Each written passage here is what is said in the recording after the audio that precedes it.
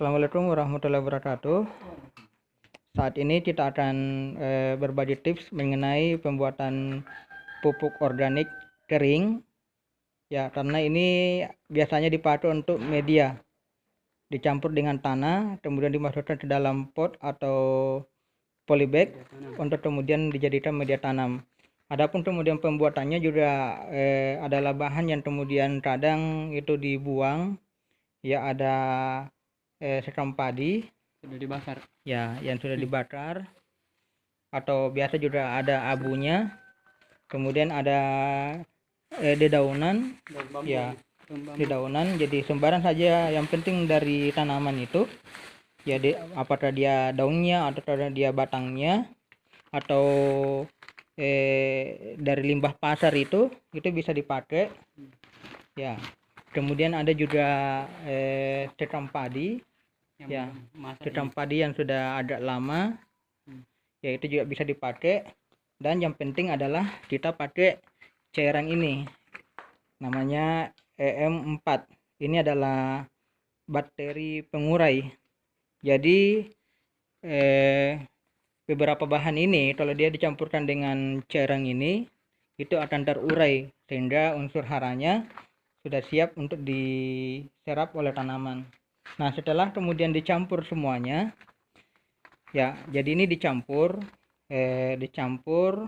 kemudian setelah itu EM4 ini, cairan ini dicampur dengan air di dalam ember dengan komposisi yang diperlukan ya. Kalau 1 liter ini itu bisa dicampur dengan 50 liter air ya, 50 liter air. Nah, setelah kemudian tercampur baru kemudian dibasahi, disemprot atau disiram-siram sehingga kemudian merata. Kalau mau cepat merata itu diaduk ya, diaduk sehingga merata. Dan setelah kemudian diaduk dan disiram, maka kemudian selanjutnya dia ditutup ya, ditutup dengan plastik atau karung atau tenda. Intinya tidak kena udara langsung ya, ini supaya terjadi proses penguraian, karena kalau tidak ditutup bakterinya kemudian kurang bekerja. Jadi ditutup beberapa hari dan insya Allah dalam beberapa hari kalau dia benar-benar bekerja, maka akan terjadi perubahan bentuk yang awalnya kasar, akhirnya kemudian sudah bisa dimanfaatkan, dicampur dengan tanah untuk menjadi media tanam. Nah, ini masih butuh penguraian karena masih kasar bentuknya ya. Tapi kalau dia sudah ini hancur, dia seperti tanah yang gembur ya, dia sudah tanah menjadi gembur. Nah, kalau yang sudah gembur itulah yang kemudian yang bisa dipakai untuk di tanaman, dicampur dengan tanah, insya Allah akan menjadi media tanam yang bagus untuk pertumbuhan tanaman kita ya. Ini sudah agak bagus ini karena dia sudah agak hancur.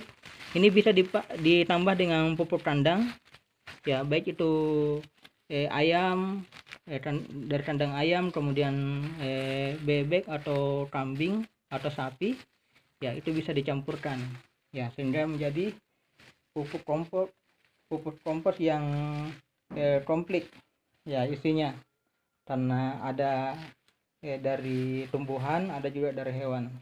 Baik, itulah mungkin tips hari ini. Kita memanfaatkan yang ada di sekitar kita untuk kemudian kita manfaatkan menjadi pupuk organik kering untuk dicampur dengan media tanam kita. Sekian, assalamualaikum warahmatullahi wabarakatuh.